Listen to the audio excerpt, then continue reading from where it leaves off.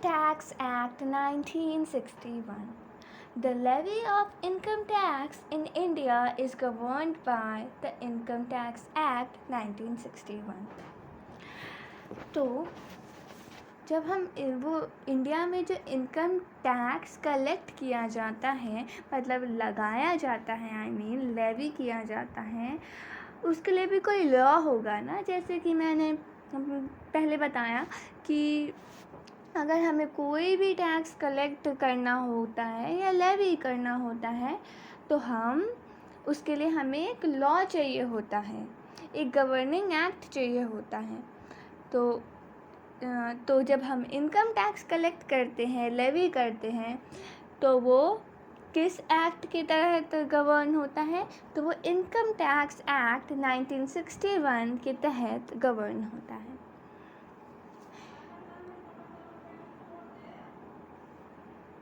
ये जो एक्ट है ये एक्सटेंड होता है होल ऑफ इंडिया पे, मतलब ये पूरे इंडिया पे एप्लीकेबल है। इंडिया में कोई सा भी ऐसा स्टेट नहीं है, कोई सा भी ऐसी सिटी नहीं है, कोई सा भी ऐसा विलेज नहीं है जहाँ पे ये एक्ट नहीं लगता है। ये केम इनटू फोर्स कब आया, मतलब ये कब आया ये एक्ट फोर्स में? 1 अप्रैल 1962 को आया।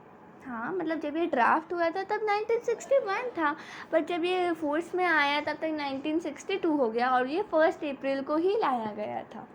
मतलब जब हमारा फाइनेंशियल ईयर कमेंस होता है 1 अप्रैल से, तो मतलब 1 अप्रैल से ये एक्ट भी उसी, मतलब पहले से ही सोचा होगा कि नहीं, हम तो जब हमारा फाइनेंशियल ईयर कमेंस होगा तभी हम 1 अप्रैल से ही हम ये एक्ट को फोर्स में लाएंगे। आई डोंट नो वेदर ऐसा ही हुआ होगा या नहीं, but just to remember it.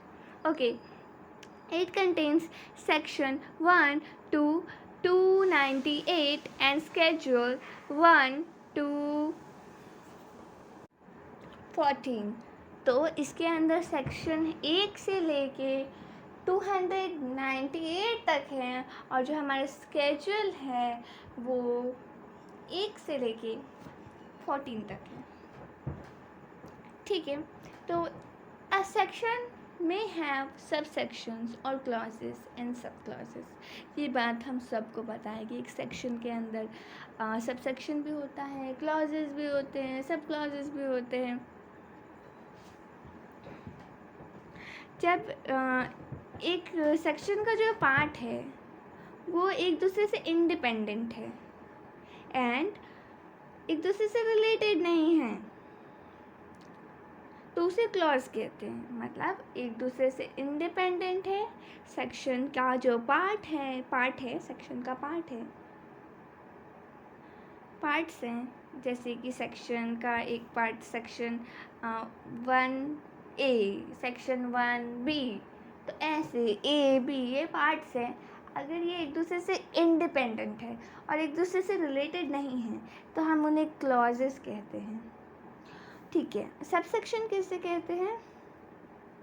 जहाँ पे A और B रिलेटेड हैं और एक दूसरे को कंप्लीट करते हैं, taken together completes the concept propounded in that section. तो उस सेक्शन में जो कंसेप्ट है उन्हें कंप्लीट करते हैं साथ मिलके A और B, तो वो सब सेक्शन कहलाते हैं। तो मतलब अगर A और B इंडिपेंडेंट है, नॉट रिलेटेड है, तो वो क्लॉजेस होंगे। A और B जब रिलेटेड है, एक दूसरे को मिल के सेक्शन कंप्लीट करते हैं, तो वो कहलाते हैं सब सेक्शन।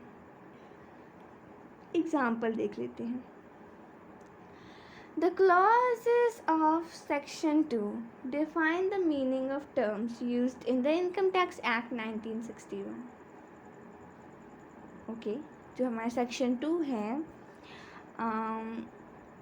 जो इनकम टैक्स एक्ट में जो डिफ़ाइन किए गए हैं कुछ टर्म्स के मीनिंग्स को, मतलब हमें तो पता है ना, हर लॉ में जो सेक्शन 2 होता है वो मीनिंग, कुछ टर्म्स होते हैं उनको डिफाइन करता है। तो मतलब डेफिनेशन का सेक्शन होता है सेक्शन 2। तो उसके हम क्लॉजेस को एज एग्जाम्पल देख रहे हैं। क्योंकि एक दूसरे से इंडिपेंडेंट है, रिलेटेड नहीं है, तो इसलिए हम क्लॉजेस कहते हैं। क्योंकि सब अलग अलग चीज़ों की डेफिनेशन दी गई है सेक्शन 2 में, 2A 2B ऐसे करके 2(1)A ऐसा भी होता है। तो ये एक दूसरे से इंडिपेंडेंट है, एक दूसरे से रिलेटेड नहीं है, तो इन्हें हम क्लॉजेस कहते हैं। तो क्योंकि इनमें अलग अलग डेफिनेशन दी गई है। तो जो क्लॉज 1A है सेक्शन 2 का, क्लॉज 1A डिफाइन करता है एग्रीकल्चर इनकम और 1B डिफाइन करता है अमालगमेशन। क्या ये एक दूसरे से रिलेटेड है? नहीं। क्या ये एक दूसरे को मिलकर सेक्शन को कंप्लीट करते हैं? अरे नहीं, सेक्शन में तो अलग अलग चीज़ें दी गई हैं ना, ये एक दूसरे को कंप्लीट नहीं करते। And so on, each one of them is independent of other clause of the same section। Same section के अंदर है बट एक दूसरे से बहुत अलग है। या likewise the clauses of section 10 contains the exemption in respect of certain income। और जो हमारा सेक्शन 10 है उसमें कुछ सर्टन इनकम के रिस्पेक्ट में एग्जेम्पशन दिए गए हैं। लाइक क्लॉज 1 बताता है एग्रीकल्चर इनकम पे एग्जेम्पशन, क्लॉज 2 बताता है share income of a member of a Hindu and divided family का एग्जेम्पशन, एंड सो ऑन। या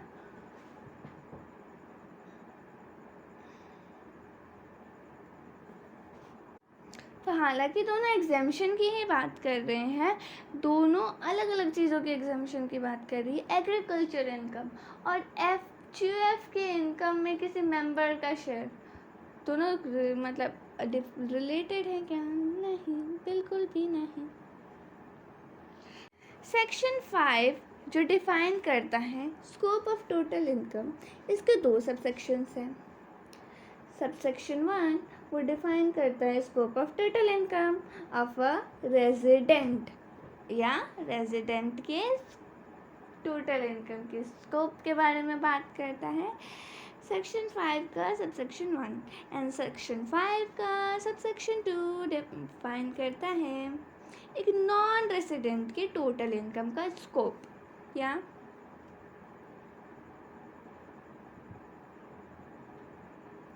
तो जो ईच सबसेक्शन है एक दूसरे से रिलेटेड है, एक दूसरे से इस सेंस में that only when one reads them all one gets the complete idea related with the scope of total income। तो अगर हम इन सबको साथ में पढ़ेंगे, सेक्शन 1 सेक्शन 2 मतलब सबसेक्शन देखो सेक्शन 5 का सबसेक्शन 1 सबसेक्शन 2, तो अगर हम इन्हें साथ में पढ़ेंगे तभी हमें ओवरऑल पिक्चर समझ आएगी स्कोप ऑफ टोटल इनकम का, कि स्कोप ऑफ टोटल इनकम क्या है। हालांकि इसको रेजिडेंट नॉन रेजिडेंट करके बहुत चीज़ें बांटी हुई हैं इसके अंदर, तो अगर मैं सिर्फ रेजिडेंट का पढ़ लूँ और नॉन रेजिडेंट का ना पढ़ूँ तो ये से बोलते हैं अधूरा ज्ञान। तो मुझे अगर पूरा पिक्चर चाहिए तो मुझे पूरा पढ़ना पड़ेगा, तो दैट इज सब सेक्शन।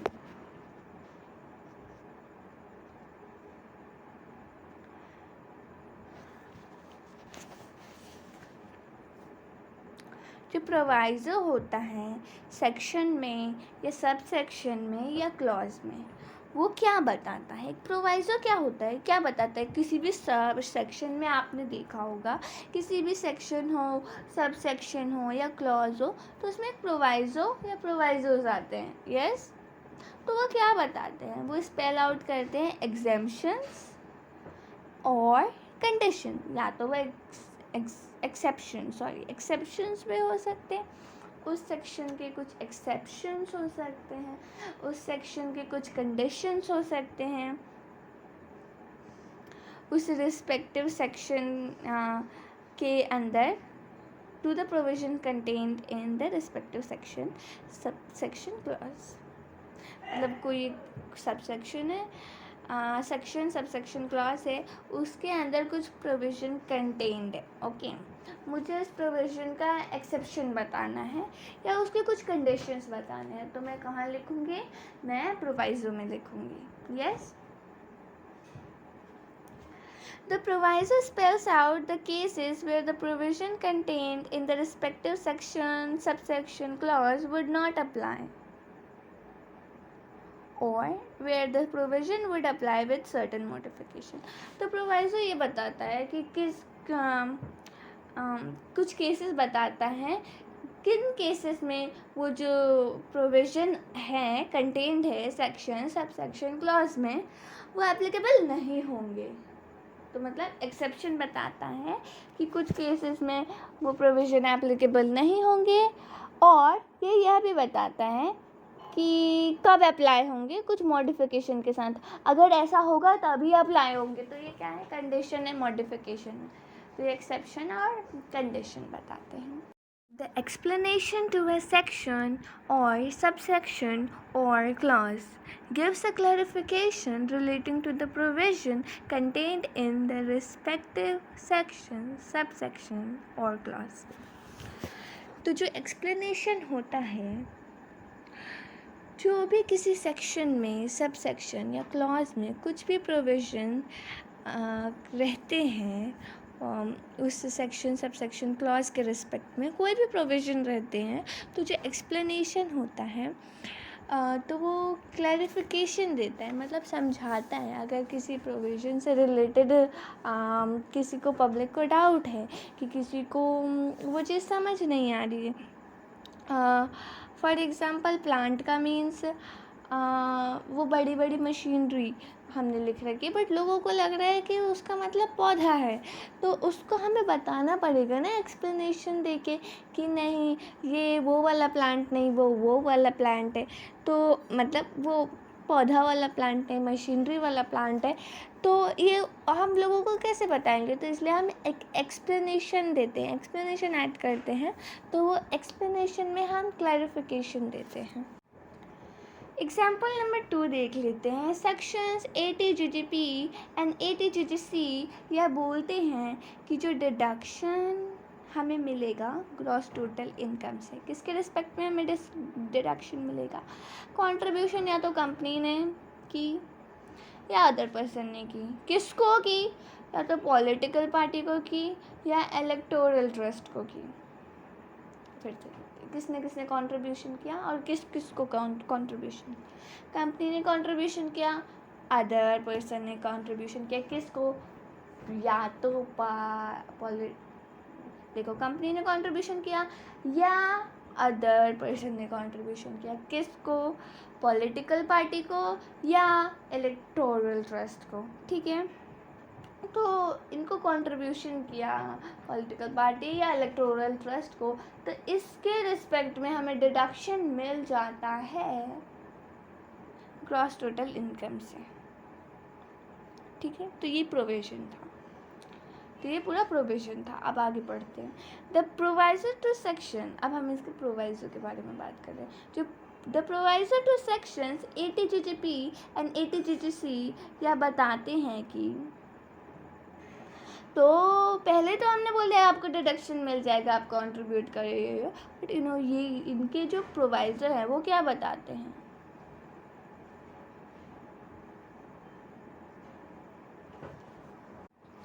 ये बताते हैं कि डिडक्शन अलाउ होगा इन सेक्शन में, कि इन सेक्शन के अंडर किसके रिस्पेक्ट में? कोई भी सम अगर कंट्रीब्यूट किया, ऊपर हमने क्या बोला? कंट्रीब्यूट किया, बट यहाँ के लिख रहा है अगर कंट्रीब्यूट बाय कैश किया तभी डिडक्शन अलाउड होगा, अदरवाइज डिडक्शन अलाउड नहीं होगा. तो contributed by cash to political party और एन इलेक्टोरल ट्रस्ट. ठीक है, तो ऊपर लिखा था कंट्रीब्यूट करना होना चाहिए, बट उन्होंने प्रोवाइजर में कंडीशन बता दिया कि डिडक्शन तभी मिलेगा अगर आप कैश के थ्रू कंट्रीब्यूट करोगे. Okay, thus the provisos to these sections spell out the circumstance that the deduction would not be available thereunder in respect of contributions made. तो ये बता रहे हैं कि डिडक्शन कब एप्लीकेबल नहीं होंगे? अगर अपने कैश के अलावा चेक वगैरह से या काइंड में भी, या मतलब काइंड मतलब आप कैश के अलावा कहीं किसी भी तरीके से आपने मतलब कंट्रीब्यूट किया तो आपको डिडक्शन नहीं मिलेगा। तो इन्होंने क्या ये क्लियरली बोला? नहीं, इन्होंने इनडायरेक्टली बोला कि अगर आप कैश के थ्रू कंट्रीब्यूट करोगे तभी आपको डिडक्शन मिलेगा। ये इनडायरेक्टली बोला, मतलब कैश के अलावा किया तो नहीं मिलेगा। ओके, तो ये प्रोवाइजो कंडीशन बताता है एंड बताता है कि कब ये लॉ एप्लीकेबल नहीं होगा। ओके,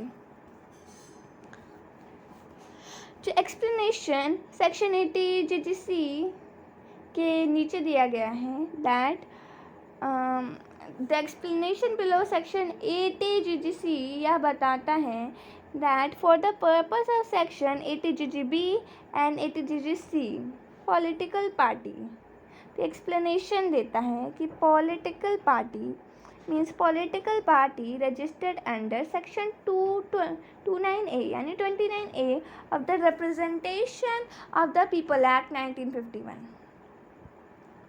तो एक्सप्लेनेशन के थ्रू ये यह बताते हैं कि पॉलिटिकल पार्टी आखिर होता कौन है।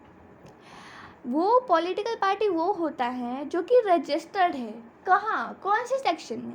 सेक्शन 29 में। किस एक्ट के? सेक्शन 29A में। सॉरी, यहाँ सेक्शन 29A था। वो पॉलिटिकल पार्टी वो होता है जो कि रजिस्टर्ड है सेक्शन 29A में। किस एक्ट के अंदर? Representation of the people act 1951। Okay, तो ये एक्सप्लेनेशन क्लैरिफाई करता है कि जो पॉलिटिकल पार्टी होगा वो रजिस्टर्ड पॉलिटिकल पार्टी ही होना चाहिए, कोई और पॉलिटिकल पार्टी नहीं होना चाहिए।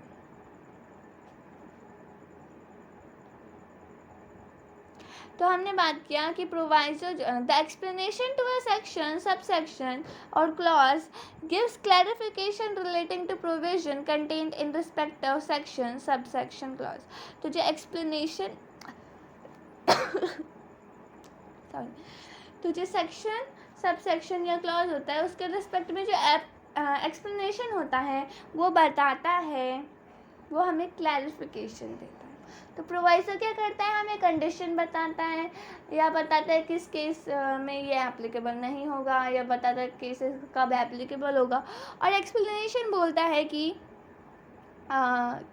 वो क्लैरिफिकेशन देता है कि इस चीज़ का मतलब क्या है। किसी चीज़ में डाउट है लोगों को तो बताता है ये ऐसा नहीं, ये ऐसा है, ये ऐसा होना चाहिए, मतलब एक्सप्लेन करता है लॉ को फॉर द। ओके, जो इनकम टैक्स एक्ट 1961 है वो चेंज होता है हर साल एडिशंस के साथ और सब्सटीट्यूशन के साथ। कौन से एडिशंस, कौन से सब्सटीट्यूशन? जो एनुअल फाइनेंस एक्ट के तहत आते हैं। कोई भी एडिशन या कोई भी सब्सट्रैक्शन एनुअल फाइनेंस एक्ट के तहत लाया जाता है या हटाया जाता है, मतलब कुछ ऐड किया जाता है या सब्सटीट्यूट किया जाता है। कौन सा एनुअल फाइनेंस एक्ट? जो पास किया जाता है पार्लियामेंट में। तो इनकम टैक्स एक्ट हर साल चेंज होता है। जो हमारा इनकम टैक्स एक्ट होता है ना 1961, वो कभी कभी दूसरे लेजिस्लेशन के तहत भी अमेंड होता है, यानी चेंज होता है। दूसरे लेजिस्लेशन के तहत चेंज होता है मतलब for example taxation laws amendment act के तहत भी हम कुछ हमारे इनकम टैक्स एक्ट 1961 में अमेंडमेंट ला सकते हैं। तो इसका मतलब ये नहीं कि सिर्फ एनुअल फाइनेंस एक्ट के तहत ही इनकम टैक्स एक्ट 1961 में हम चेंजेस कर सकते हैं, हम अदर लॉ के तहत भी इनकम टैक्स एक्ट में चेंजेस कर सकते हैं, जिसमें से कि like for example taxation laws act के तहत भी हम चेंजेस कर सकते हैं। सो या दैट्स इट।